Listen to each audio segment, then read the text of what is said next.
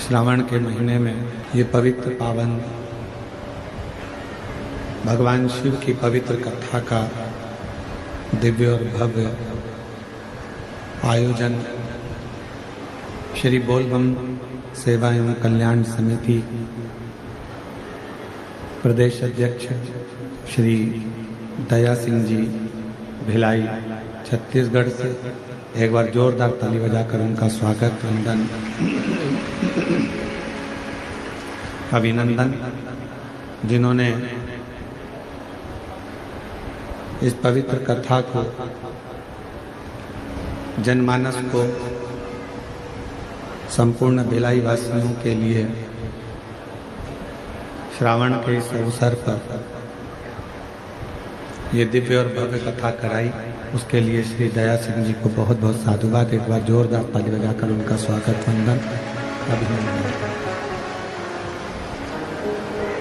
और तेरी कृपा बिना न हिले एक भी अणु, लेते हैं श्वास तेरी कृपा से घनो तनो। बखान क्या करूं मैं राखों के ढेर का, चपटी बहुत मेरे खजाना कुबेर का। हे गंगा मुक्ति द्वार ओंकार तू, बोले ओंकार तू। आयुष तिहारी शंभु तार तार तू। ये शिव की कृपा, उनकी उदारता, उनकी करुणा, उनकी दया है जो ये पवित्र पवन शिव महापुराण की कथा भगवान शंकर की कृपा से श्रावण महीने के अंतर्गत हो रही है। श्रावण का जो महीना होता है, श्रावण का जो माह होता है,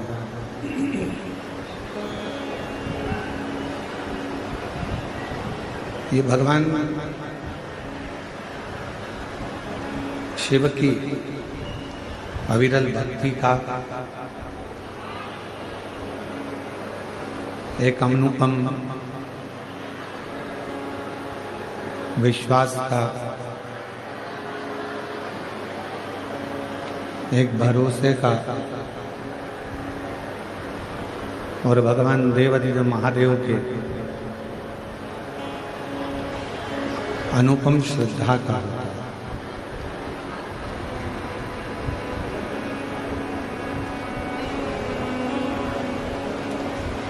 जिसमें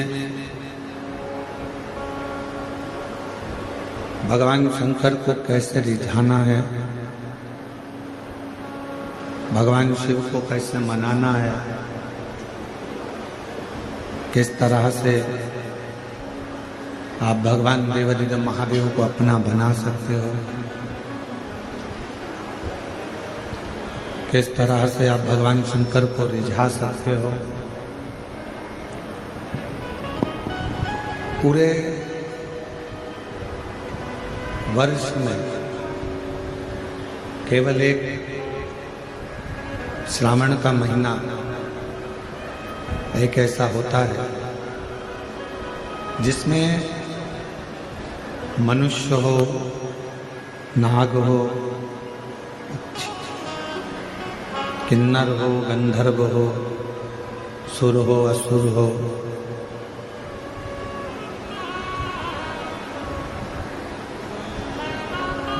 एक छोटा जीव जंतु भी यदि भगवान शंकर के शिवालय तक, भगवान शंकर के मंदिर के सामने तक भी अगर पहुंच जाता तो भी मेरे देवाधिदेव महादेव कृपा कर ही देते, करुणा कर ही देते।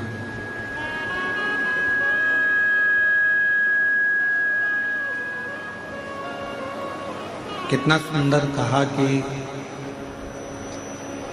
समुद्र के तट पर बैठे हुए एक पक्षी, मिठास करो मिठास, समुद्र के तट पर बैठे हुए एक पक्षी ने सत्संग किया।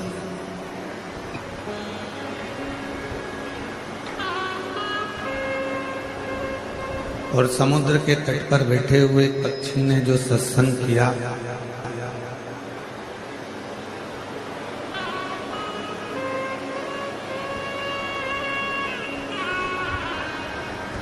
समुद्र के तट पर बैठे हुए पक्षी ने जो सत्संग किया, उस सत्संग का फल ये मिला कि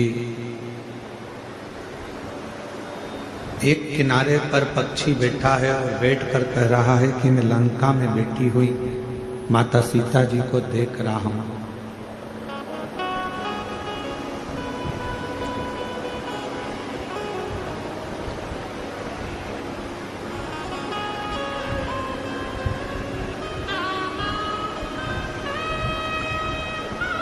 केवल एक पक्षी आवाज से नहीं, गला पकड़ रहा है, बिसिल जैसा हो रहा है, चोंगे जैसा, को मिठाई तो करो उसको,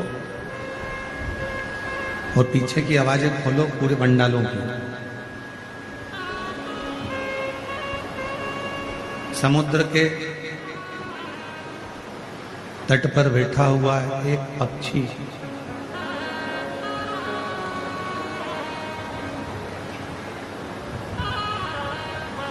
सत्संग का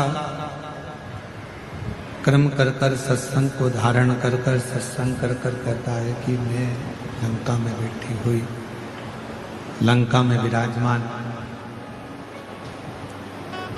माता जानकी जी का दर्शन कर रहा हूं। अब जरा विचार करिएगा, सोचिएगा, स्मरण करिएगा, जरा विचार करिएगा कि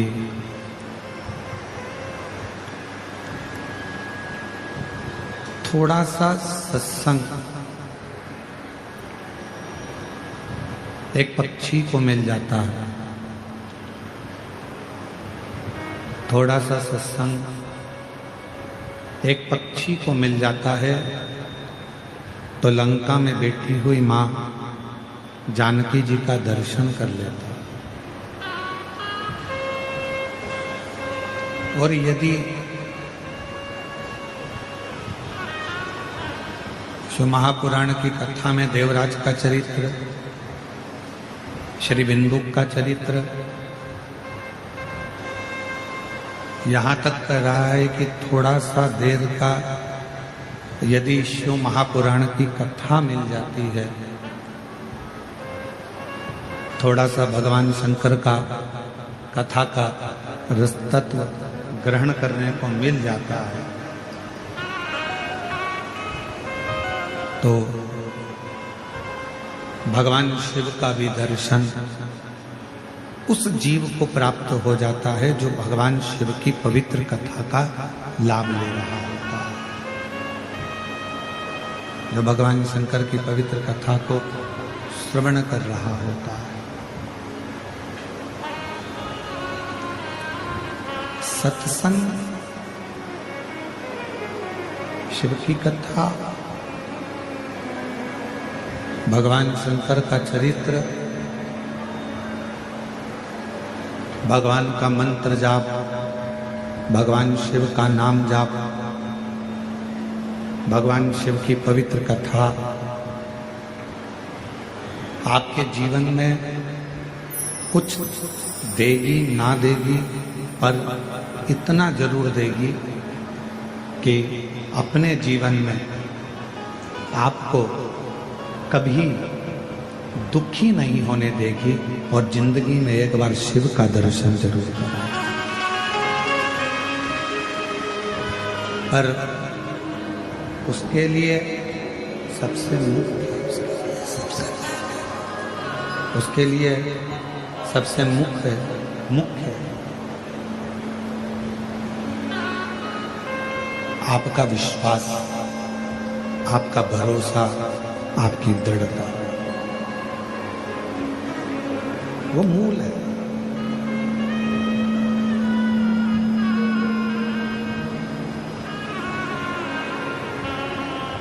तीन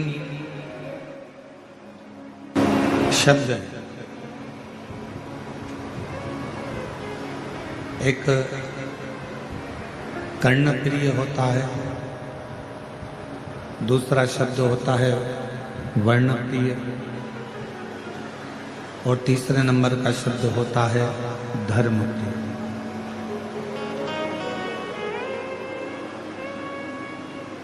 अब इन तीन शब्दों को हम थोड़ा समझें। पहले नंबर पर है कर्णप्रिय शब्द, दूसरे नंबर पर है वर्णप्रिय शब्द, और तीसरे नंबर पर है धर्मप्रिय शब्द। शिव महापुराण की कथा कहती है, एक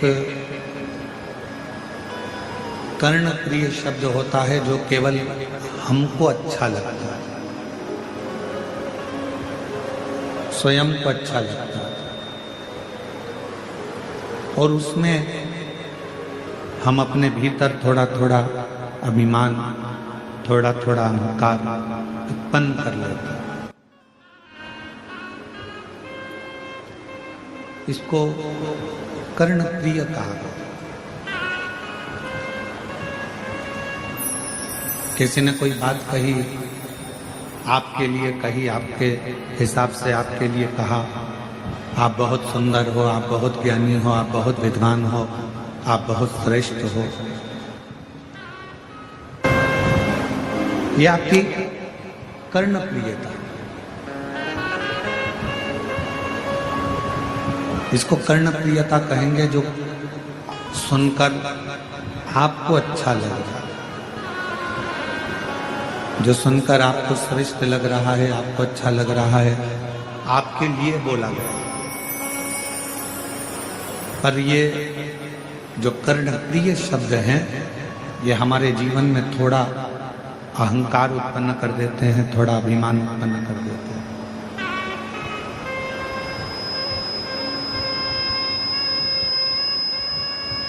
और वो अभिमान फिर हमारे जीवन में हमको दुख लाकर खड़ा कर देता है, तकलीफ लाकर खड़ा कर देता है। जैसे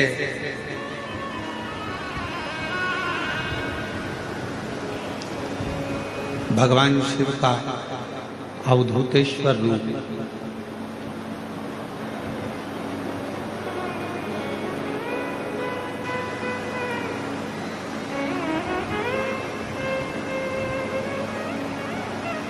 कर्णप्रिय शब्द हमारे भीतर कुछ कुछ अहंकार की अनुभूति करा देता है।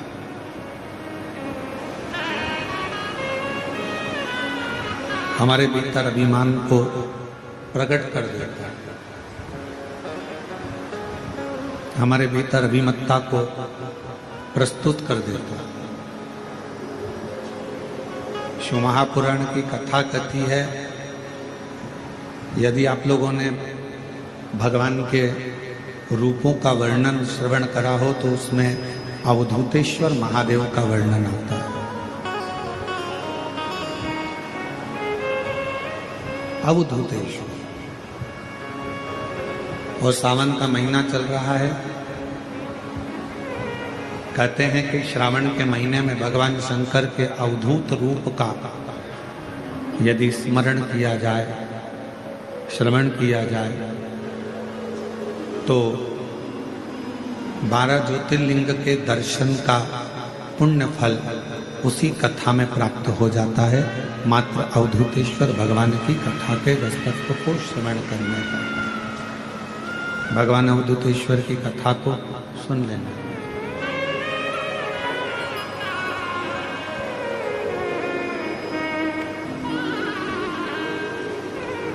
और ये कथा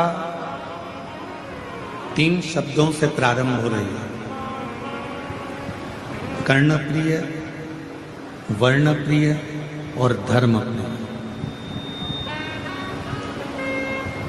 इन तीनों शब्दों में पहले नंबर का जो शब्द है कर्णप्रिय, जो हमें थोड़ा सा भी अगर हम बड़ा ही सुन लेते हैं, अपने लिए अच्छा सुन लेते हैं, तो हमारे भीतर थोड़ा सा अभिमान आ जाता है। इसको कर्णप्रियता कहते हैं।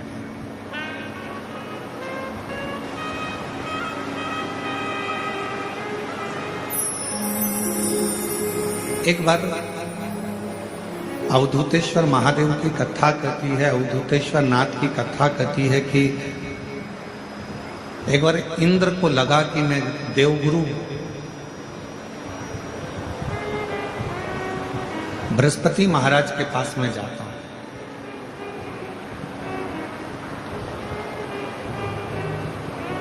थोड़ा सावधानी से सुनिएगा, आज की कथा का स्मरण बड़ा सुंदर है। अवधूतेश्वर महादेव की कथा है। मैं बृहस्पति महाराज के पास जाता हूं और उनसे मुझे थोड़ा सा बात करना है, थोड़ा स्मरण करना है, थोड़ी चर्चा करना है। तो मैं वहां जाकर कुछ चर्चा करता हूं। चले अपनी मस्ती में अपने आनंद में, अपने आनंद के साथ अपनी मस्ती में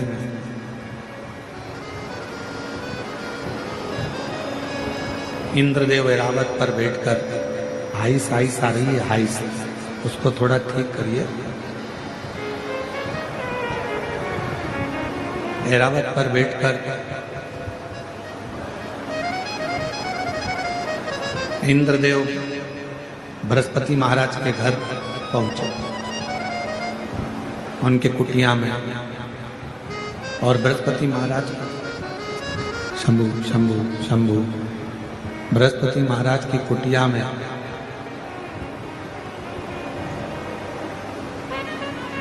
द्वार पर जाकर खड़े हुए।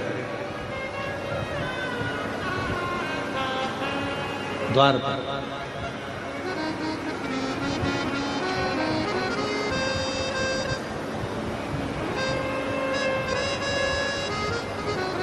हमारे बीच में शबरी नारायण वाले महाराज जी पधारे हैं।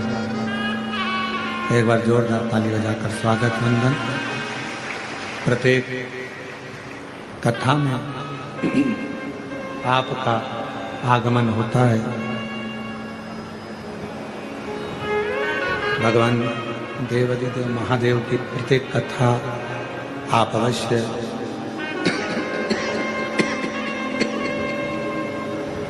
श्रवण करने के लिए आते हैं।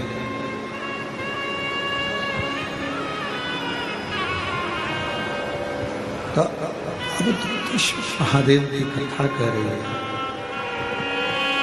अवधूतेश्वर महादेव का चरित्र कर रहा, हाई सी हाई आ रही है, गला पकड़ रहा बहुत।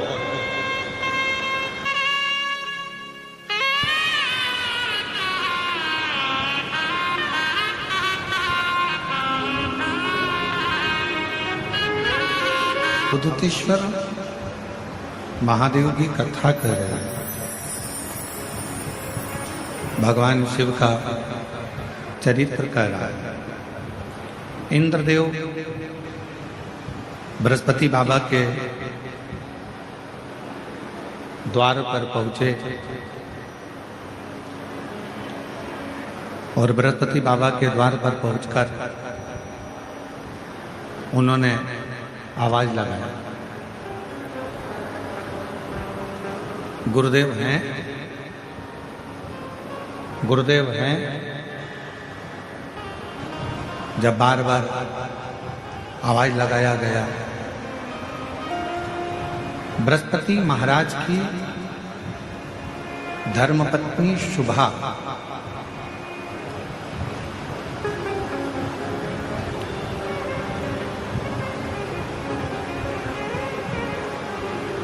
तीन धर्म पत्नियां थी, उसमें पहले नंबर पर थी शुभा, दूसरे नंबर पर थी तारा और तीसरे नंबर पर थी ममता। तो बृहस्पति महाराज की जो पहले नंबर की जो धर्म पत्नी है शुभा, पार्थिव लिंग का पूजन कर रही थी। पार्थिव लिंग की आराधना कर रही थी, पार्थिव लिंग की पूजन कर रही थी। और पार्थिव लिंग पूजन में वो डूबी हुई थी। इंद्रदेव ने दरवाजे पर पहुंचकर फिर आवाज दी, फिर वापिस आवाज दी गई, पर शुभा अपनी पूजन को छोड़कर, अपनी आराधना को छोड़कर उठी नहीं। वो अपनी आराधना में लगी हुई। बस ठीक है, परंतु अंदर की आवाज नहीं आ रही, बाकी बाहर ठीक है।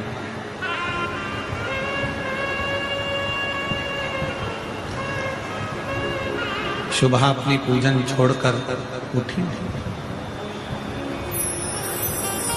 इंद्रदेव ने फिर आवाज दी और इंद्रदेव ने वापस आवाज लगाई, पर शुभा के कानों में ऐसा नहीं कि शब्द नहीं जा रहा था। शुभा के कानों में ऐसा नहीं कि शब्द नहीं जा रहा था। बृहस्पति बाबा की धर्म पत्नी के कानों में शब्द जा रहा था।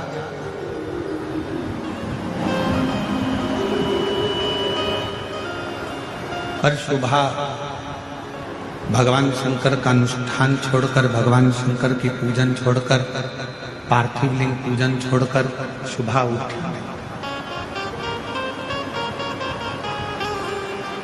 शिव महापुराण की कथा करती,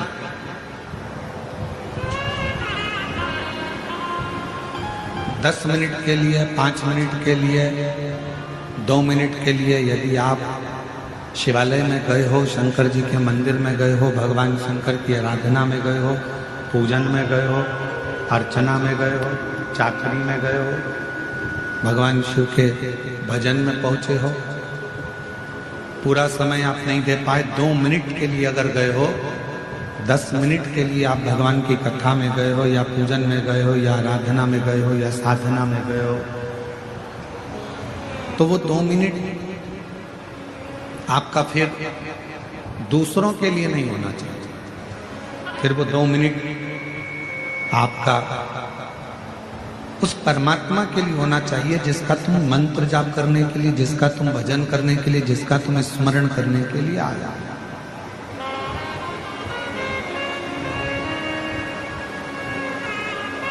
और मैंने तेरे भरोसे बाबा, तेरे ही भरोसे हवा बीच उड़ती जावांगी बाबा, डोर घटो चढ़ीना में घंटी जावांगी।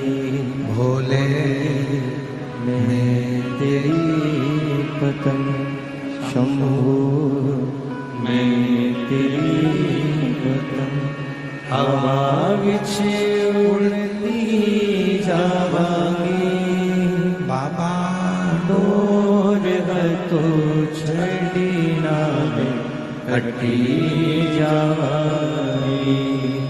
जितनी देर आप भगवान शिव की आराधना में लगा रहे हैं, जितनी देर आप भगवान शंकर को दे रहे हैं, 2 मिनट भी अगर आप भगवान शिव को दे रहे हैं, 5 मिनट भी आप यदि भगवान शंकर को दे रहे हैं, तो उस 5 मिनट पूरा शिव का, पूरा शिव।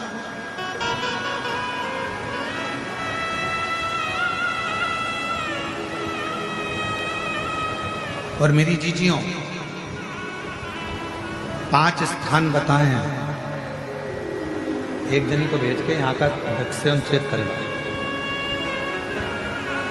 5 स्थान बताए और वो 5 स्थान जहाँ पर बैठकर, जहाँ पर आप भगवान शंकर की आराधना कर रहे हो, अर्चना कर रहे हो, पूजन कर रहे हो, निवेदन कर रहे हो, चाकरी कर रहे हो, साधना कर रहे हो, 5 स्थान बताओ। उन 5 स्थान पर भले 2 मिनट के लिए आप लोग रहें या 4 मिनट या 5 मिनट के लिए आप लोग रहें, और 4-5 मिनट के लिए भले आप रहें, पर उस 2-5 मिनट में भी आपका ध्यान कितना केंद्रित होना चाहिए वो स्थान बताओ, कितना केंद्रित होना चाहिए। पहला, जिस समय पर तुम्हें समय मिले, तुमको लगे कि अब मेरे को भगवान को दीप लगाना, दिया लगाना, 5 स्थान पर तुम्हारे ध्यान की केंद्रता होना चाहिए। पहले नंबर पर दीप लगाते समय, जिस समय पर भगवान को आप लोग दीपक लगाते हैं, दिया लगाते हैं, किसी से चर्चा मत करो, फालतू की कोई बात नहीं होना चाहिए।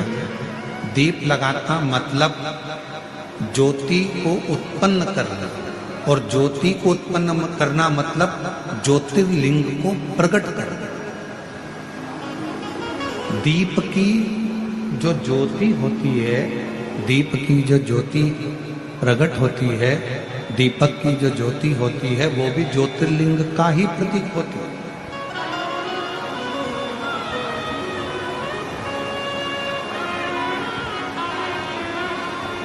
दीपक की जो ज्योति है वो ज्योतिर्लिंग का ही प्रतीक है, ज्योतिर्लिंग का। इसलिए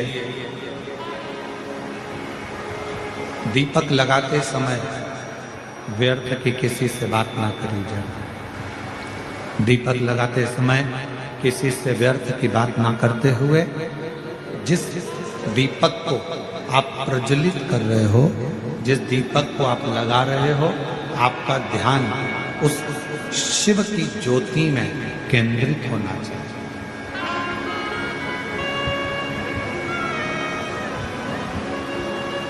भगवान शंकर की ज्योति में आपका ध्यान केंद्रित, भगवान शंकर की ज्योति में आपका ध्यान केंद्रित।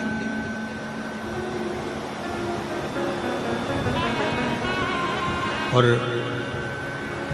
शिव की ज्योति में जब आपका ध्यान केंद्रित होगा, भगवान शंकर की ज्योति में जब आपका ध्यान केंद्रित होगा, तब आप स्वयं भगवान शिव का साक्षीकरण 2 क्षण में कर दो। तो दीप जलाते समय चाहे मंदिर में दीपक लगाओ, चाहे घर के अंदर मंदिर में दीपक लगाओ, चाहे बेलपत्र के वृक्ष के नीचे दीपक लगाओ, चाहे आंवले के वृक्ष के नीचे दीपक लगाओ, चाहे आप घर के दरवाजे पर दीपक लगाओ। दीपक लगाते समय तुम्हारा ध्यान केंद्रित दीप में जो ज्योति है, ज्योति में जो शिवलिंग है, ज्योतिर्लिंग है, उस ज्योति का दर्शन करते समय अपने ध्यान को केंद्रित। दूसरा, भगवान शंकर को, सूर्य नारायण भगवान को, तुलसा महारानी को, बेलपत्र को, आंवले के वृक्ष को, पीपल के वृक्ष को, बट वृक्ष को, शमी वृक्ष को जब आप जल चढ़ाएं, तो जल चढ़ाते समय भी व्यर्थ की बातें ना करते हुए, जल चढ़ाते समय जल की जो धार है, उस धार पर अपना ध्यान केंद्रित होना चाहिए।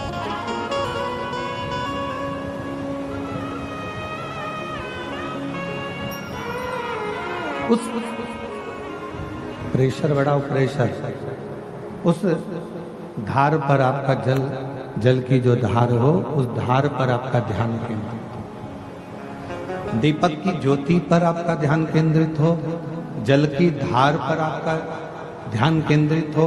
तीसरे नंबर पर कहा गया, तीसरा स्थान जो कहा गया, जब भगवान शंकर के मंदिर में, देवता के मंदिर में, देवालय में, शिवालय में जब आप भगवान को प्रणाम करने के लिए, नमन करने के लिए नीचे झुके हो, उस समय पर आपका ध्यान भगवान के चरणारविंद में केंद्रित होना चाहिए। ये तीसरे नंबर का स्थान है। तीसरा ज्योति, थोड़ा प्रेशर खोल ले भाई। ज्योति,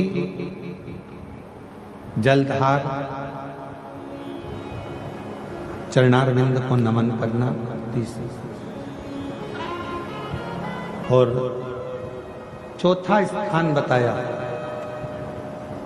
नंदी के पास जब आप बैठो। हमने पहले भी कथा में कहा, जब कोई बहुत ज्यादा बहुत बड़ा कोई तकलीफ, कोई कष्ट, कोई दुख, कोई परेशानी आपकी जिंदगी में यदि आ गई हो तो नंदी के पास शंकर जी को जल चढ़ाने के बाद 2 मिनट, 2 क्षण, 1 मिनट, 5 मिनट, जितना मिल जाए, आधा मिनट, 1 सेकंड नंदी के पास बैठना चाहिए। नंदी के। और कौन सा स्थान बताया तो कहा नंदी का जो पांव, आगे का एक चरण नंदी का उठा हुआ रहता है। दर्शन करें आप लोगों ने, किस किस ने करें, जरा हाथ उठाओ, करें सब लोगों ने। नंदी का आगे का एक पांव उठा हुआ होता है।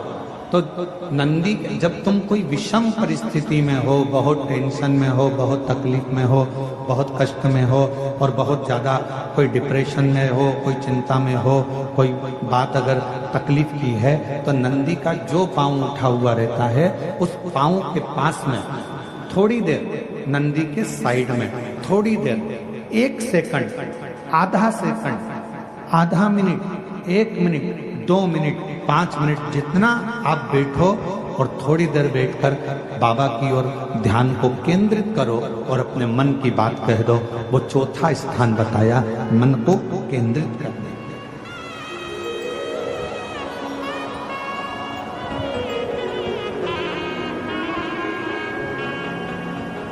पांचवा स्थान, जब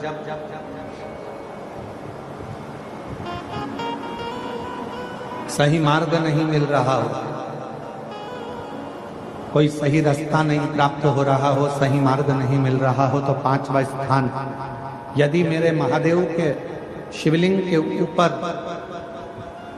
जलाधारी लगी हो, तो मंदिर में गए, शिवालय में गए और भगवान शंकर के शिवलिंग के ऊपर यदि जलाधारी लगी हो, तो जब आप भगवान शंकर के मंदिर से बाहर निकल रहे हो, तो बाहर निकलते समय अगर आपको दरवाजे पर खड़े होकर जलाधारी का यदि दर्शन हो जाए, तो 2 क्षण के लिए उसका दर्शन भी केंद्रित कर सकते हो। ये 5 स्थान ऐसे हैं जिन स्थान पर अपने भगवान के चरणारविंद को, भगवान के दर्शन को केंद्रित किया।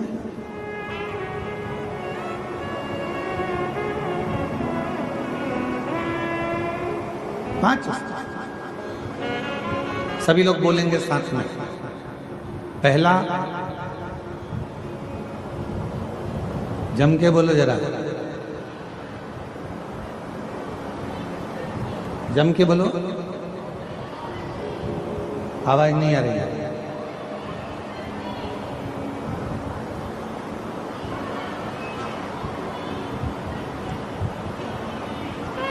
दीपक की ज्योति। दूसरा, जम के बोलो जरा, जल की धार। तीसरा, चरणों को प्रणाम करना। चौथा, नंदी के पास में, चरण के पास में बैठकर अपने मन की दशा को कहना। और 5वां, भगवान के ऊपर जो जलाधारी लगी होती है, उस जलाधारी का दर्शन कर कर फिर अपने घर की। 5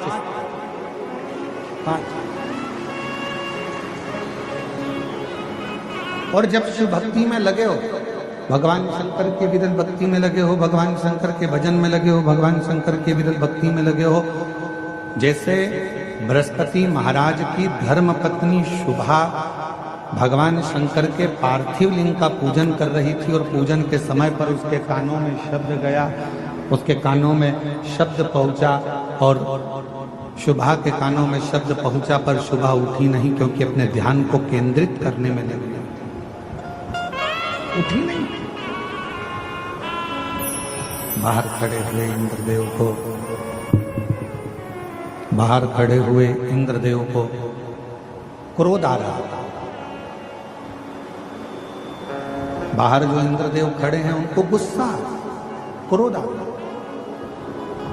और क्रोध किस बात का आ रहा है कि मैं दरवाजे पर खड़ा हूं, देवराज इंद्र दरवाजे पर खड़े हैं और ये मुझे कोई लेने के लिए, कोई बुलाने के लिए, कोई दरवाजे पर आया ही नहीं, कोई द्वार पर पहुंचा ही नहीं।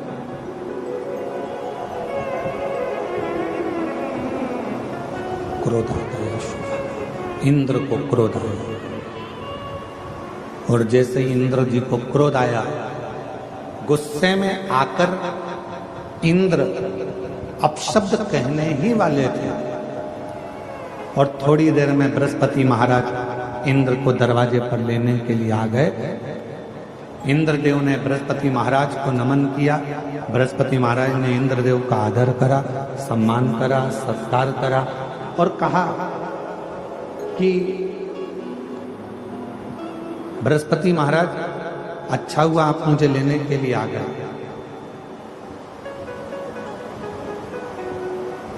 आपकी धर्म पत्नी शुभा वहां बैठकर पूजन कर रही है, आराधना कर रही है, चाकरी कर रही है, विनय कर रही है, और वो शुभा फिर भी मेरे शब्द को सुनकर भी मेरे पास में नहीं आ रही, प्रणाम करने, नमन करने, मुझे आतिथ्य देने के लिए।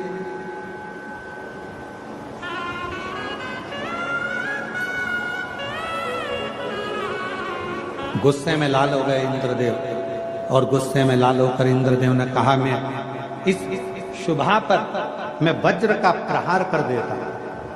वो तो आप आ गए इसलिए मैं रुक गई।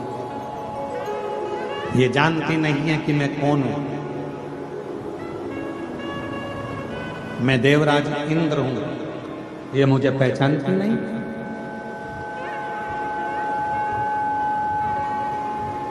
ये मुझे जानती नहीं क्या? बृहस्पति महाराज ने कहा कि आप क्रोध मत करिए, आप शांत रहिए। हो गई शुभा भगवान शिव की आराधना में लगी थी, साधना में लगी थी, भजन में लगी थी, कीर्तन में लगी थी, स्मरण नहीं कर पाई, नहीं देख पाई। तभी बृहस्पति महाराज के मन में आया कि इंद्रदेव थोड़ी सी देर में क्रोध कर देते हैं, जरा सी देर में गुस्सा कर देते हैं और जरा सी देर में इनको अहंकार प्रकट हो जाता है, अभिमान प्रकट हो जाता है, अभिमत्ता इंद्र के अंदर प्रकट हो जाती है। इतनी अभिमत्ता, इतना अहम इंद्र के अंदर आ गया है कि क्रोध इंद्र के सम्मुख में बार बार आ जाता है। क्यों ना इंद्र पार्थिव पूजन के समय पर, पार्थिव लिंग के पूजन के समय पर इंद्र यहाँ आए हैं, पार्थिव लिंग का पूजन चल रहा है और इंद्र यहाँ आए हैं। क्यों ना मैं इंद्र को भगवान देवाधिदेव महादेव का दर्शन कराने के लिए लेकर जाऊं। क्यों? क्योंकि शिव का दर्शन करने वाले का अहंकार समाप्त हो जाता है, शिव का दर्शन करने वाले की अभिमत्ता समाप्त हो जाती है, शिव का दर्शन करने वाले का अहंकार, अभिमत्ता, उसके भीतर का अहम धीरे धीरे समाप्ति की ओर चलता है। क्यों ना मैं जाऊं, मैं पहुंचूं। बृहस्पति महाराज ने तुरंत इंद्रदेव से कहा कि आप हमारे साथ में चलो, आप हमारे साथ चलो, हम और आप भगवान देवाधिदेव महादेव का दर्शन करने के लिए चलते हैं। और इंद्रदेव के साथ में भगवान बृहस्पति और बृहस्पति भगवान के साथ में इंद्रदेव दर्शन के लिए चल, दर्शन को चल। अब चलते चलते चलते चलते शिव जी को भान हो गया। शिव महापुराण की वायव्य संहिता कहती है, जब कोई स्त्री पुरुष मनुष्य कोई भी शंकर जी के मंदिर की ओर आगे बढ़ता है, शंकर जी के मंदिर की ओर जाना चाहता है, जब कोई स्त्री पुरुष मनुष्य शिवालय की ओर आगे बढ़ता है, तब भगवान शंकर का ध्यान उस मनुष्य पर पड़ जाता है। भगवान शिव का ध्यान उस मनुष्य पर हो जाता है। और मनुष्य का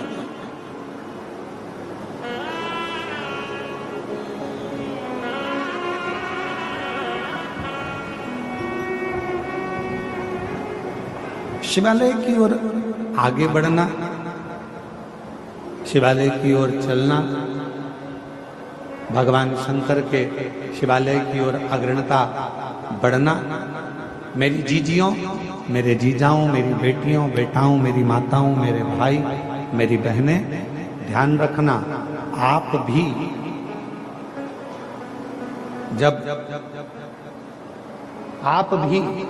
जब भगवान शंकर के मंदिर की ओर एक लोटा जल लेकर जाते हो, आप भी जब भगवान शंकर के मंदिर की ओर एक लोटा जल लेकर आगे बढ़ते हो, तो कभी ये मत सोचना कि हमें कौन देख रहा है कौन नहीं देख रहा है। शिव महापुराण की वायव्य संहिता कहती है, जब कोई मनुष्य भगवान शंकर के शिवालय की ओर बढ़ता है, तब स्वयं त्रिकालदर्शी देवाधिदेव महादेव की दृष्टि उस मनुष्य पर होती है, मानव पर होती है। और शंभो शरण में पड़ी मांगो घड़ी रे दुख काटो दया करी दर्शन आपो। शंभो शरण पड़ी मांगो घड़ी रे दुख काटो दया करी दर्शन आपो। जब आप और हम भगवान शंकर के शिवालय की ओर आगे बढ़ते हैं, जब आप और हम भगवान शंकर की ओर आगे बढ़ते हैं, शिव के मंदिर की ओर, शिवालय की ओर, शिव कथा की ओर, शंकर की अविरल भक्ति की ओर, भगवान शिव के भजन की ओर जब हम बढ़ते हैं, तब हमारे ऊपर शिव की दृष्टि जलती है। शिव की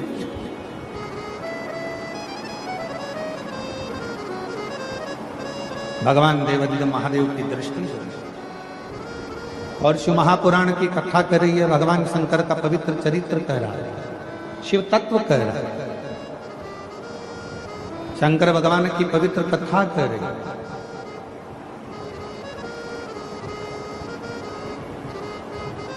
बृहस्पति देव और इंद्र देव दोनों जा रहे थे और शंकर भगवान ने विचार कर लिया, ये मेरे पास आ रहे हैं तो क्यों ना मैं इनकी परीक्षा ले। और परीक्षा लेने के लिए भगवान शंकर वस्त्र विहीन, नग्न वेश,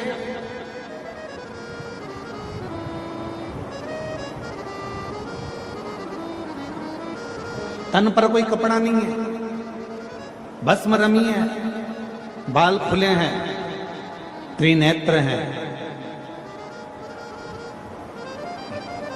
और भगवान शंकर ने अपना भस्म रूप धारण कर कर, नग्न वेश धारण कर कर, अवधूत रूप धारण कर कर मेरे देवाधिदेव महादेव सामने बीच मार्ग में जाकर खड़े हो गए। और जैसे ही मेरे शंकर भगवान खड़े हुए अवधूत बनकर, इंद्र ने कहा, तुम कौन हो? कौन हो?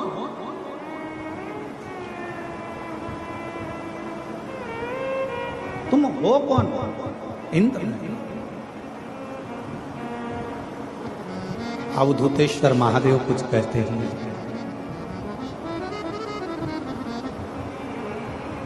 अवधूतेश्वर महादेव कुछ कहते ही नहीं, कुछ बोलते ही नहीं।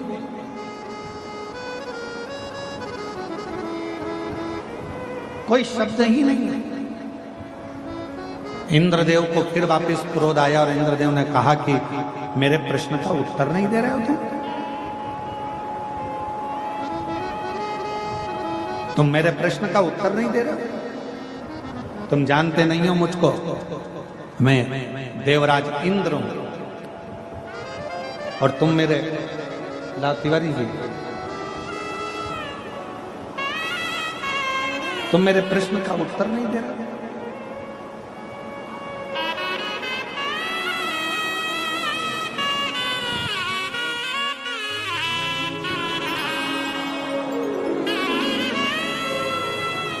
हमारे बीच में श्री ब्रजभूषण शरण सिंह जी, नेताजी पूर्व सांसद केसर सिंह जी उत्तर प्रदेश से हमारे बीच में पधारे हैं। एक बार जोरदार ताली बजाकर स्वागत वंदन।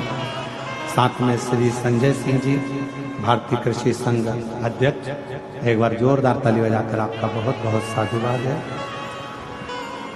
श्री ब्रजभूषण शरण जी उत्तर प्रदेश में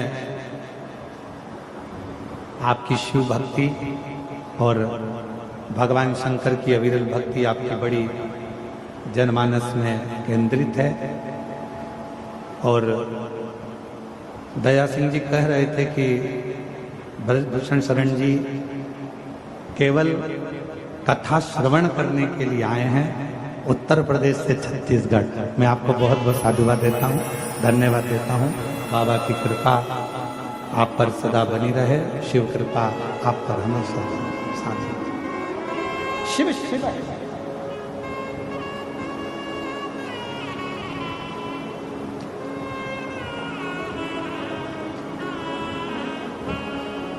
भगवान शंकर की कथा कर रही है। इंद्र ने फिर कहा, इंद्रदेव फिर अपना उत्तर दो, तुम कौन हो?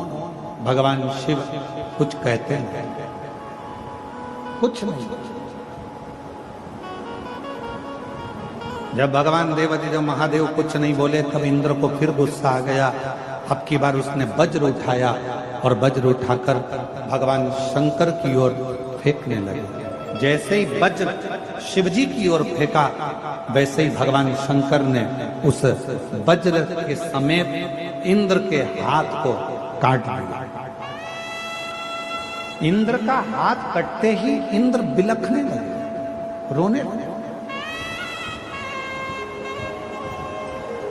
बृहस्पति महाराज समझ गए यह कोई साधारण सा पुरुष नहीं है, यह साधारण सा कोई मनुष्य नहीं है, ये स्वयं देवाधिदेव महादेव हैं जो हमारी इस यात्रा के अंदर इंद्र के अभिमान को तोड़ने के लिए, इंद्र की अभिमत्ता को तोड़ने के लिए, इंद्र के अहम को तोड़ने के लिए। ये कोई साधारण नहीं है।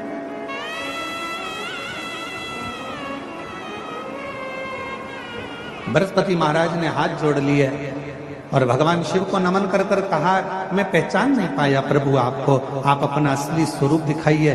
शंकर भगवान तुरंत क्रोध में लाल हो रहे थे। उन्होंने अपनी तीसरी नेत्र के द्वारा इंद्र को भस्म करने के लिए ज्वाला प्रकट कर दी।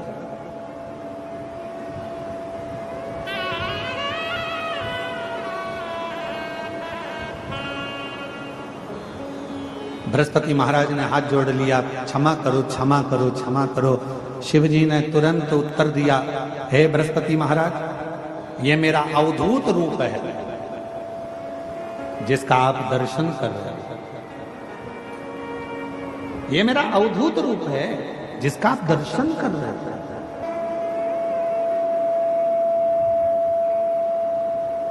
हे बृहस्पति महाराज, आप कह रहे हो कि इंद्र को मैं क्षमा कर दूं, मैं इंद्र को क्षमा कर देता हूं, उनका हाथ भी जोड़ देता हूं, उनका वज्र भी उनके पास में रख देता हूं, पर मेरी तीसरे नेत्र की ज्वाला जो ज्योति निकली है, जो प्रकाश निकला है, इस अग्नि को मैं कहां दूं? इस क्रोध को, इस अग्नि को मैं कहां स्थापित करूं?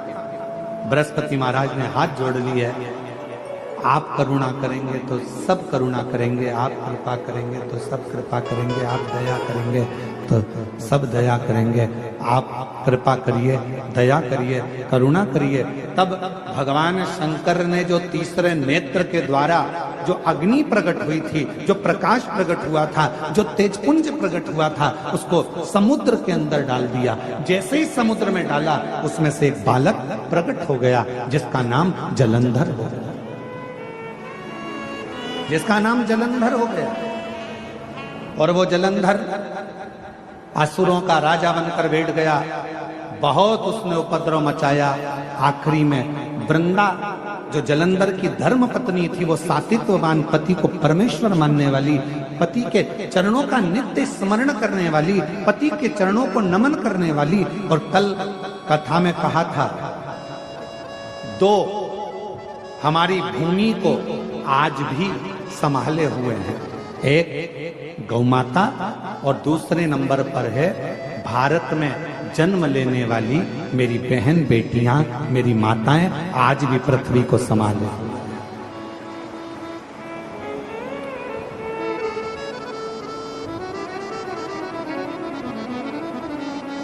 आज भी भारत की भूमि पर जो बेटियों का जन्म होता है, भारत की भूमि पर जो लड़कियों का जन्म होता